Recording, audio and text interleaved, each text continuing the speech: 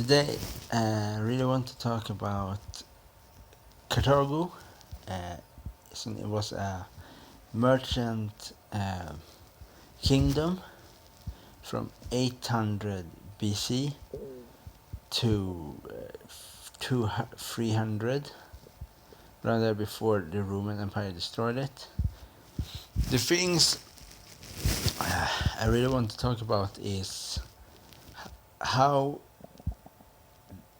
interesting that Carthago was because of the trading of the empire and the colonization of Spain under Hannibal's father and Hannibal and his brothers.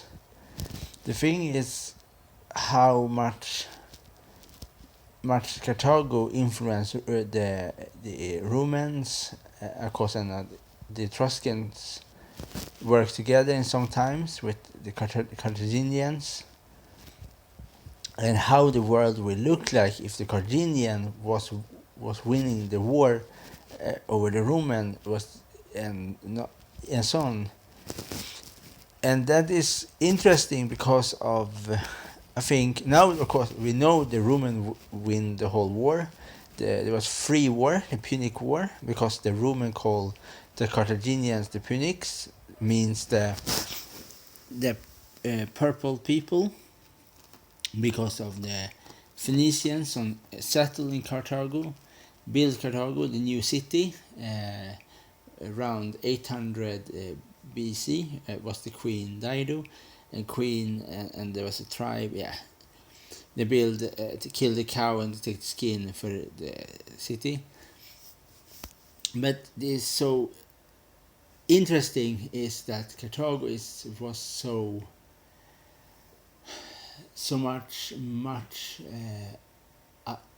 a modern city, like the building, the houses was like a free building house, like the and so on, the city, and close to the water with the warships and this kind of thing.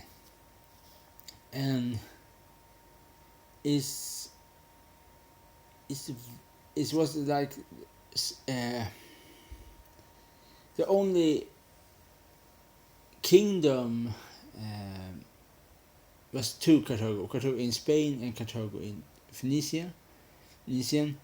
The difference from Carthago to Rome, that was because of Carthago is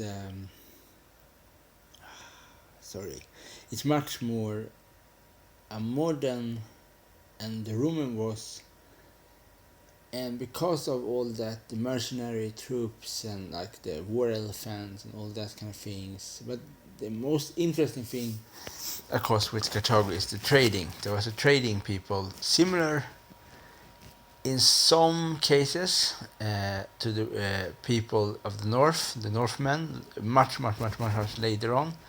Like the Phoenicians, also traders, as the Vikings was traders. And both of them have very special ships, with different things on it.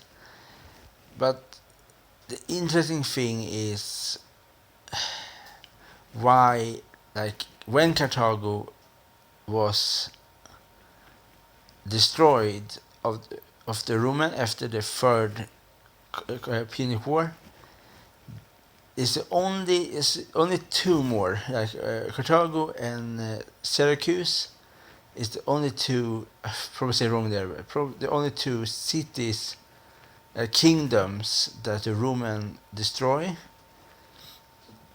And because of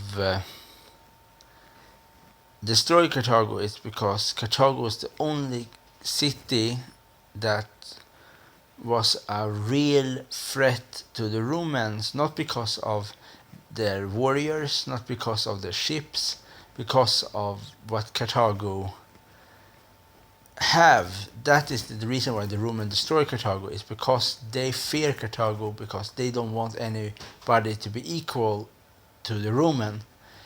And even today, even in modern time, even in the historian in modern time, the Roman is still the main point for many ancient historians, like to read about ancient history, is the Roman always the front line of history, like a Roman Empire, the Egyptian Empire, and Egyptian kingdoms, and the Roman Empire, uh, and of course the Greek under the Greek Empire under Alexander, and Hellenistic influence around the world, like in Afghanistan, in India, in Egypt, of course the Ptolemean, in Turkey, the Seleucids and all these kind of kings, and Melandal in Afghanistan, in Kandahar.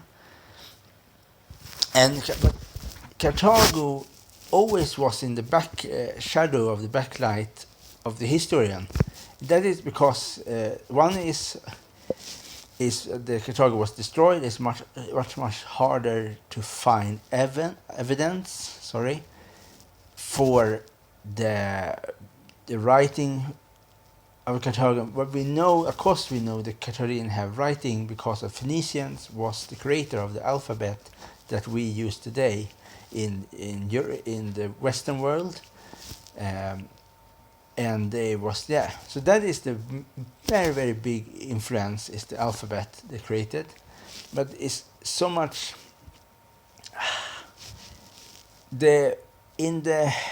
I probably say much wrong now.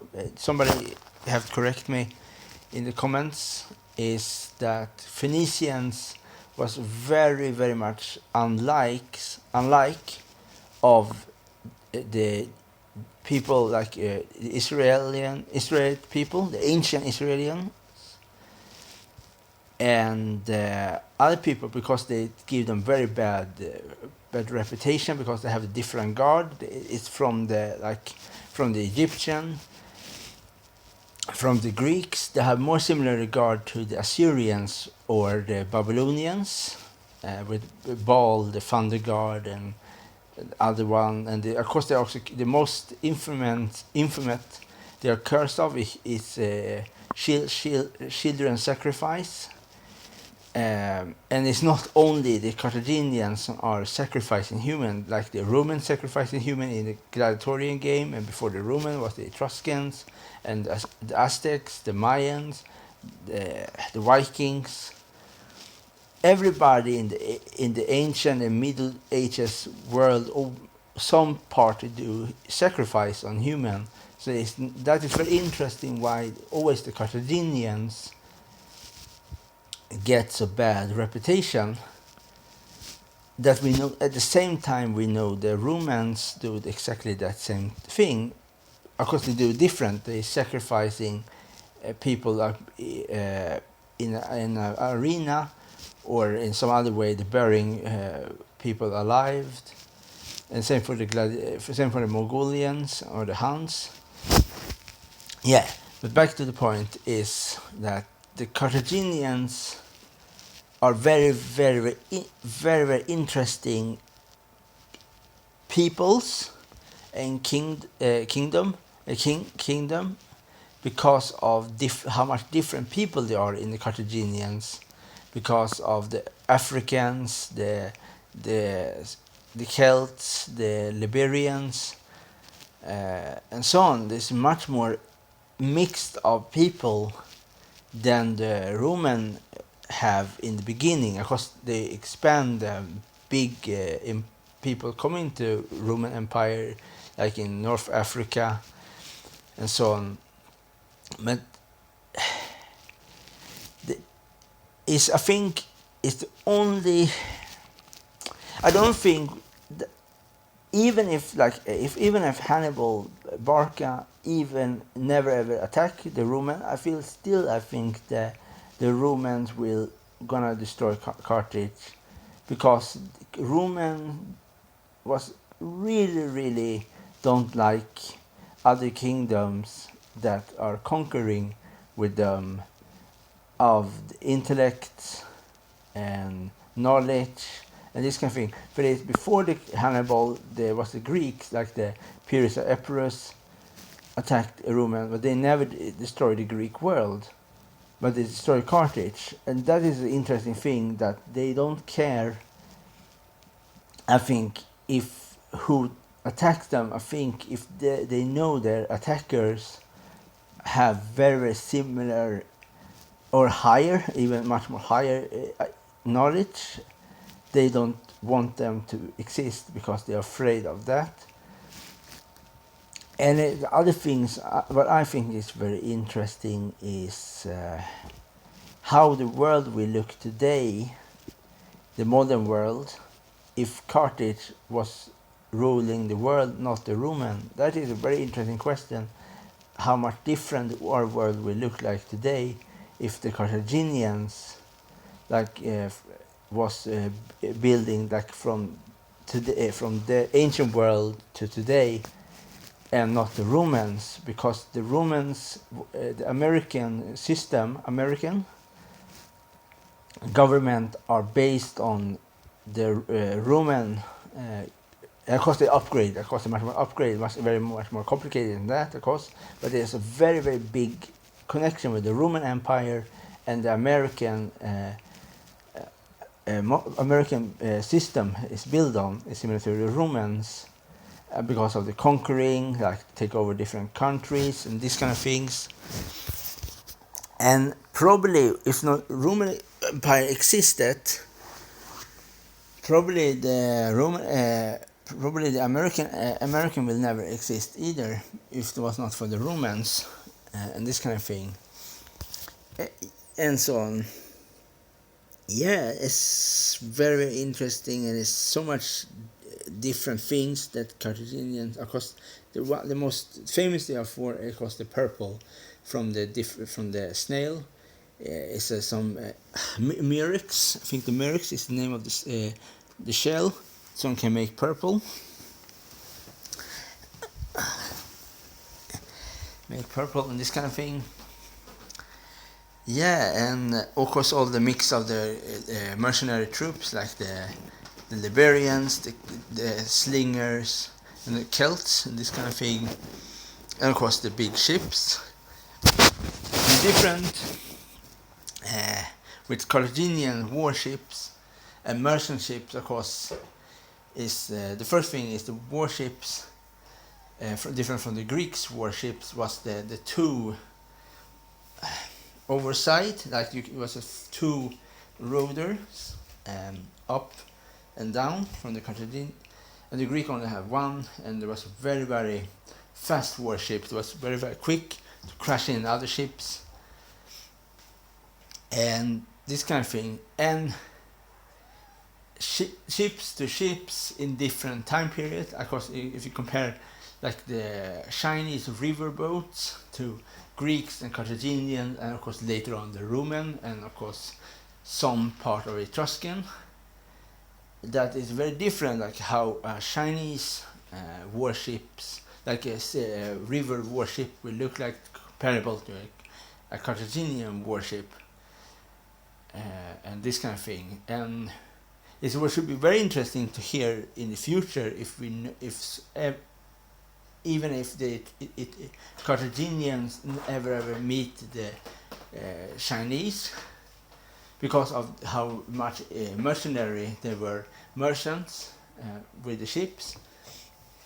If we know they come to England and Gibraltar, and I think one of the Carthaginian find the first gorillas, and in Gibraltar and this kind of thing. So yeah, there's so much interesting thing about the Carthaginians.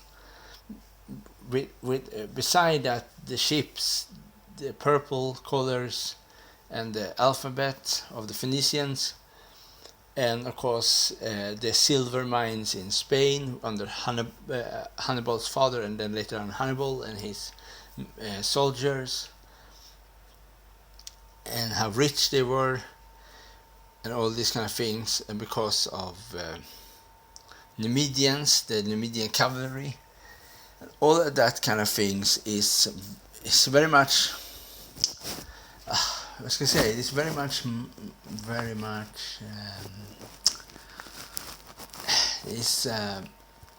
The main difference is the Romans was a warrior.